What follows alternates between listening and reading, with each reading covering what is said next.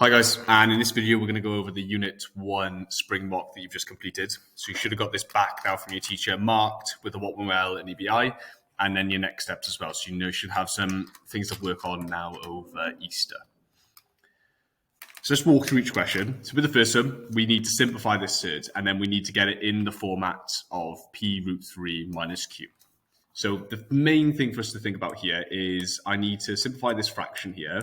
And obviously, we don't like to have surds on the denominator, so we need to rationalize the surd. So to do that, we times by what's called the conjugate, which is basically just flipping that middle sign. So I've got 5 minus root 3, so I've times top and bottom by 5 plus root 3. Now that is technically a set of double brackets on the numerator and a set of double brackets on the denominator. Okay, so I'm going to expand both of them now. So I've got 6 root 3 times 5, that gives me 30 root 3.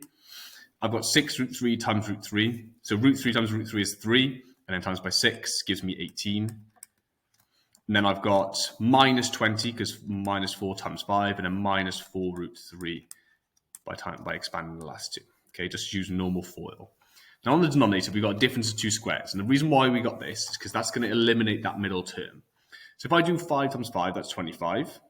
Now I would get positive 5 root 3 and a negative 5 root 3, which would make 0, so I don't need to do that. And I'm going to get minus 3 because minus root 3 times root 3 is negative 3. And I'm going to simplify down from here. So I've got 26 root 3 minus 2 all over 22. And now I can slowly make it into that format. So first of all, they've all got 2 in common. Let's just divide them all by 2. And now, to get into the format they want it, I can separate that out into 2 separate fractions over 11. And there you go, there's my, in the format I wanted in. Okay, P in this case would be 13 over 11, and Q would be 1 over 11. Okay, so remember, we can split it up into 2 fractions if we need to at the end. So for question 2, we had a circles question. I've got 2 points A and B are such that AB is the diameter of the circle. So if I've got my circle here, I've got A and I've got B. They are the diameter, so I know they go through the center now. Them telling me this diameter must be a key point for later on at least. So part A, I need to show that the center is 2, 7. So if AB is the diameter, okay, my center should be the midpoint of those. So I want the midpoint of AB, which would just be adding and halving. So minus 2 plus 6 and then halved. So basically halfway between 2 numbers, and then 4 plus 10 and then halved. Okay, ends me with 2, 7, like they wanted me to get by here, so I know I've done it correctly. Now for part B, I want the equation of the circle in this format. Now for the equation of the circle, you need to know what the center is and what the radius is. So I need to calculate what the radius is. So if this is my center, let's call it O. Okay, my radius should be the distance, so length, O to A or O to B. Either or, I'm gonna do O to A.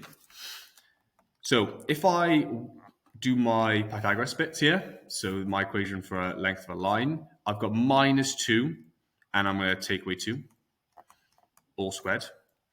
And then I'm going to have plus 4 minus 7, all squared. I'm going to type down my calculator, and I get a radius of 5. Now, past that, I'm going to use my equation for a circle. So I've got x minus 2 all squared plus y minus 7, because that's my 2 things from the center. Remember, we flip the signs, and that equals 5 squared. I'm going to expand and solve now until I get to a format. So x squared minus 4x plus 4, and then y squared minus 14x plus 49, and then I'm expanding the side as 25. And again, I'm going to collect my terms so it's in the format it wants me to get in. So x squared plus y squared minus 4x minus 14y.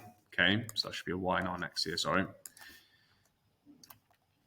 And then 49 plus 4, and then I'm going to take away 25, gives me 28 zeros. There's my equation for my circle. Now for the next bit, we've got a straight line which is y equals x plus 6, passes through the point A and again at another point C. So let's say that's my line. This is going to have to be C here. Okay, I need to find the coordinates of C. So if I find that I need to try and find those coordinates, I'm going to substitute my y equals x plus 6 into this equation here. So y equals x plus 6. So for my equation, I'm going to have x squared plus, and then x plus 6 all squared minus 4x minus 14, and then replace the y again. So x plus 6 plus 28. And again, I'm going to expand brackets and I'm going to solve them there. So I've got, just take your time with this expanding part, okay? It's really, really easy to make a little mistake. So I've got minus 14x, especially with your signs and things like that.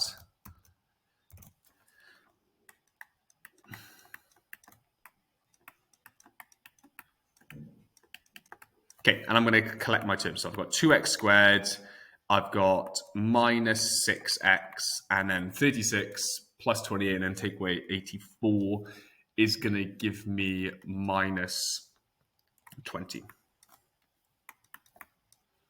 Okay, and again, I need to factorize this. So what I'm going to do first is they've all got 2 in common. So let's divide them all by 2. Nice, easy now, quadratic to be to factorize. If it didn't, I'd go towards the quadratic formula, but I know it does. So plus and minus, times make 10, difference of minus 3 is going to be minus 5 and positive 2. So x is minus 2, or x is 5. Now, the reason why I've got 2 coordinates is because it did say it passes through point A. Now, point A had an x coordinate of minus 2. So that's why I've got minus 2. So I only need to concentrate on x equals 5. So when x equals 5, I'm going to find the y coordinate. Now, y was x plus 6, so 5 plus 6, which is 11. So my point C should be at 5, 11. Okay, now I'm going to go back to my diagram here and show me where point C is. This is 5, 11. Let me label my other points as well. Point B was 6, 10. And point A was minus 2, 4. Okay, now I want the exact area of the triangle ABC. So if I join up B and C, okay, now it probably doesn't stand out straight away. However, what I'd said at the beginning about them telling me that's the diameter is really important because I can use a circle theorem here. If A and B is the diameter, that means the angle at C should be 90 degrees.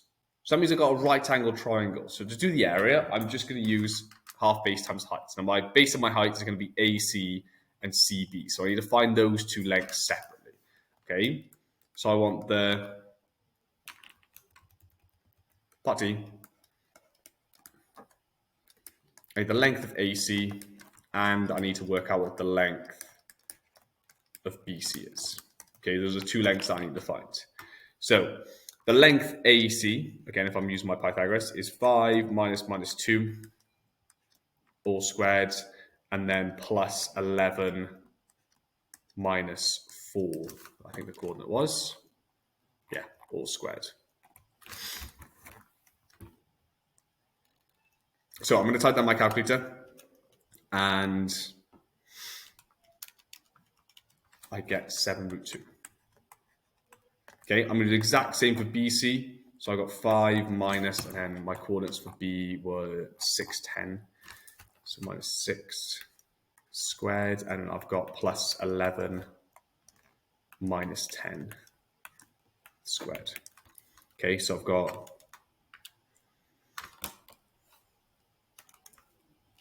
root 2. Okay, so my area would be half times the base, 7 root 2, times the height, so root 2, which gives me 7. Okay. So if they're asking for an area of a triangle within a circle, think about, is there a right angle for you to work with? Okay, that's generally what they're trying to get you to do. Okay, so number 3, some trick. So we need to use our identities here. We see sine squared and cos squared. We're probably going to lean towards using sine squared theta plus cos squared theta. It's 1, and I want it between 0 and 360. So first of all, I decide what I'm going to make it. I can't change this middle term, so I'm going to make them all sine. So that means I need to get rid of the cos squared. So cos squared theta is 1 minus sine squared theta. So I've got 10 sine squared theta plus 3 sine theta equals, and then 4, 1 minus sine squared minus 2. Okay, and again, I'm going to expand and solve now from here. So let me expand that right-hand side.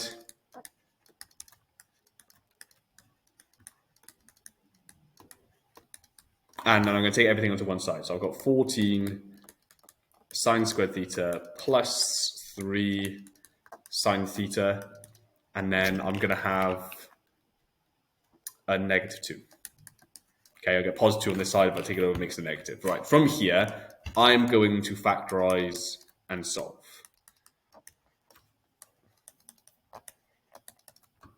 Okay, so to speed up, I'm going to use my calculator.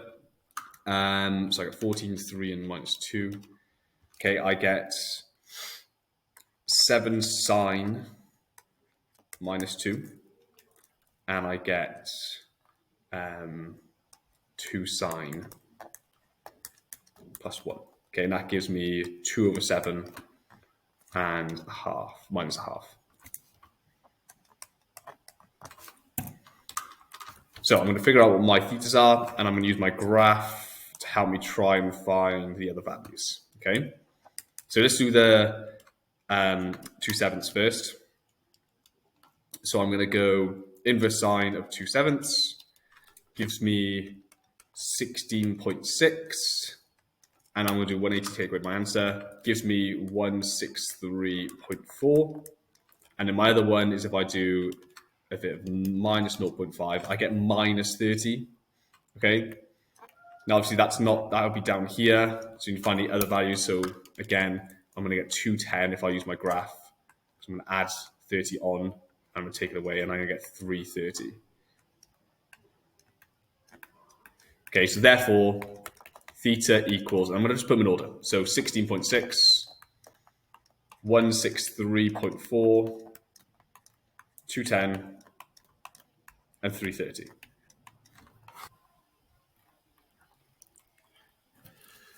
Okay, so in this next question, we've got a curve of this format, and I want to find the point P where its x coordinates is 2, lies on C, find the equation of the tangent. So to find the equation of a straight line, we need to know two things. We need to know what the gradient is,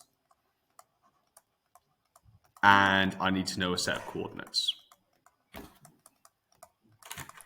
So to do that, okay, the first thing I'm going to do is I'm going to find the coordinates. So I know when x is 2, I can find out y by substituting 2 into my equation. Okay.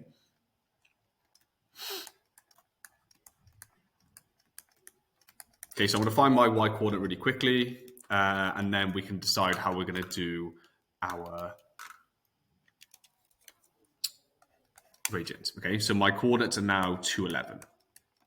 Okay, the next thing to do is find my gradient. So to do my gradient, I need to, because I'm not dealing with a line in the first place or coordinates, I need to differentiate. So the first thing I'm going to do is I'm going to rewrite my equation in this format here. Now, the reason why I'm writing like this instead of leaving as a fraction is because I need to, if I want to differentiate, I bring my power down. Now, I'm going to take my time with this for now. So I'm going to bring the minus 2 down, so I get minus 24. I'm going to decrease it by 1. Okay, then I'm going to differentiate 7x, gives me 7, and the 6 disappears. So again, I'm going to go, okay, when x is 2, I'm going to do dy by dx, and I'm going to substitute in my 2 into here. Okay, so I've got 4. Okay, so that's my gradient. So if we need a gradient from a curve, we differentiate and substitute it.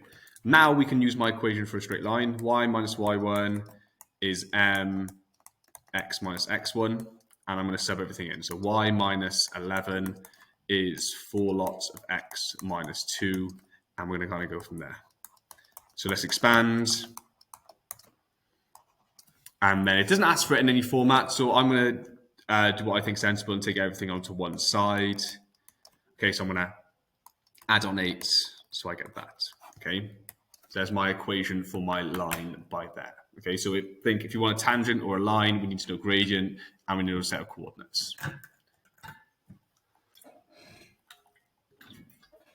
Okay, so for the final question, okay, we've got two functions, p and q.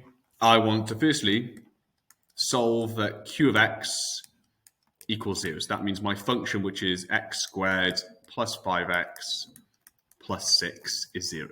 So I've got quadratic. Let's factorize it. I've got x plus 5 and then x plus 1. They're going to be my two. Sorry. Times to make 6 and add to make 5 is 2 and 3. There you go. That's better. So I get x is minus 2 and I get x is minus 3. Now, part B wants me to sketch them, okay, and label all the points of intersect of intersects. So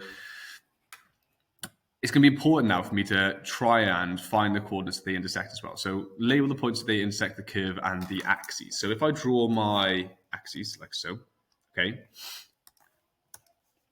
I know that this curve is going to cross the x-axis at minus 2 and 3. So if I draw my curve, there's my q, and it's going to cross, if I move my axes over a little bit to make it a little bit clearer, there we go.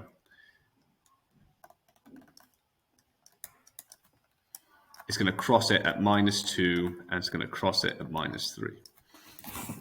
Okay, so that's me sketching my curve. Okay, now it also wants to know where it crosses the y-axis as well. So the y-axis is when x is 0. Okay, so for q of x, when I do q of 0, I get 6. So it's going to cross up here at 6. Okay, now the next thing I'm going to draw is I'm going to draw x plus 6.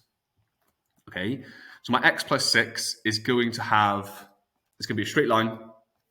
Okay, a gradient of 1, and it's going to cross it at 6. So if I'm thinking about it's going to cross at 6 up here, it's actually going to cross all the way down here at minus 6. Now, obviously, my graph's not very long here, but I'm going to end up with a line that looks like this. That should be my P, sorry, not my Q. So across there, and it's going to cross down here at minus 6. Okay, that would be my gradient. So there's my two lines sketched. So for part C, let me draw my axis a little bit better. There you go. I need to find out where these two lines and curves intersect. So to do that, I'm going to use some substitution. So I've got x squared plus 5x plus 6, and that's going to equal my other equation, which is x plus 6. And again, I'm going to rearrange and solve. Okay. So if I rearrange and solve this now, okay, I'm going to take everything onto one side. So I've got x squared minus 4x and then equals 0, because I'm going to take away 6, so it gets rid of it.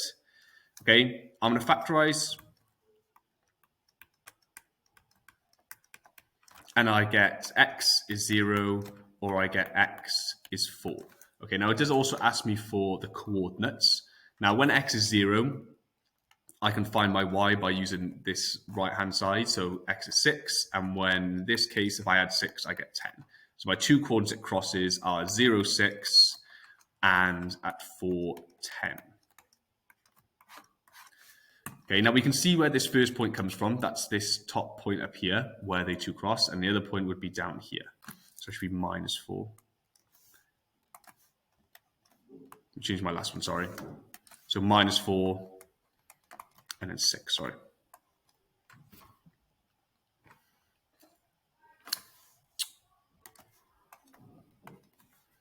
Sorry, I lost my track now. Let's go again. So that last point, minus 4, and if I add 6, it's going to give me 2. So I get minus 4 and 2. Okay, so for the last bit, write the set of values for x, for which the p of x is less than the q of x. Okay, so for this one, I need to consider where does that lie on my curve. Okay, so that is where my curve, my blue curve, is above the red line. Okay, now we know they swap over at this point and they swap over this point. So this would be at minus 4. Okay, so that means if I'm looking at when the red line is below it, it's when x is less than minus 4 or when x is greater than 0. Okay, so if we want to find points of intersection, think about using some substitution. and rearranging and solving. If you think about when your function is bigger than or less than it, think about when one curves above or below the other. Okay, so apart from that, make sure you've done your corrections. Okay, and I'll see you in the Unit 2 video. Thank you, guys.